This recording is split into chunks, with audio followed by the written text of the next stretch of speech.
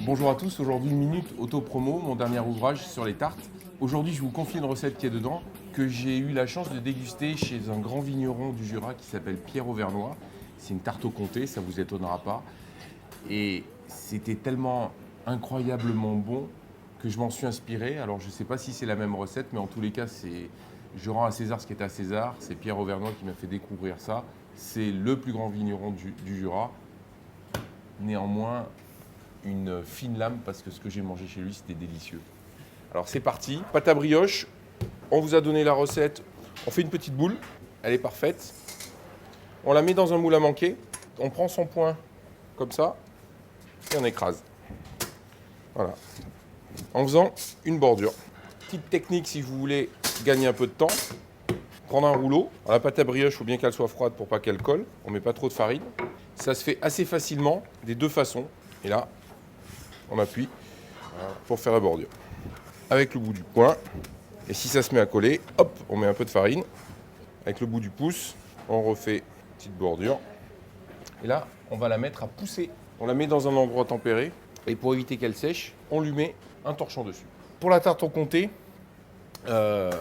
effectivement, si on est dans le Jura, on va utiliser de la crème du Jura. Moi, je vais utiliser une crème que j'affectionne, qui est la crème d'Huverne, du comté du Jura, qu'on a râpée. Il y en a 200 grammes. Et on va mettre cette crème d'Huverne. Vous avez vu, elle a une couleur incroyable. Elle n'est pas blanche.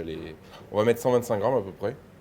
On va mettre un œuf. Ça, c'est un œuf de Gildas Le Bar. Vous avez vu la couleur qu'il a aussi. On mélange tout ça. On mélange. On écrase un petit peu le comté. Le tour de moulin à poivre, c'est essentiel parce que ce qui va donner vraiment cette petite touche différente. On en met maintenant, on en mettra aussi tout à l'heure à la sortie du four. Le vin jaune. Alors c'est pas du vin jaune de Pierre Auvernois parce que c'est d'une rareté extrême, mais c'est un très bon vin jaune.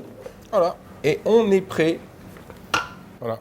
Ça sort du four, c'est légèrement, on va dire que c'est cuit à blanc. La pâte n'est pas cuite, mais elle est blanche. On l'écrase un petit peu au milieu. On va mettre notre appareil au comté. Fais attention de ne pas en mettre sur les bords. Alors il m'en reste un peu. Ça dépendra. Là, la brioche a bien poussé.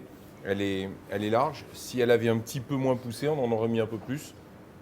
On va peut-être en rajouter un petit peu tout à l'heure, suivant comment ça se passe à la cuisson. Ce qui reste, c'est pas très grave, parce que pour faire un joli croque-monsieur, c'est pas mal aussi.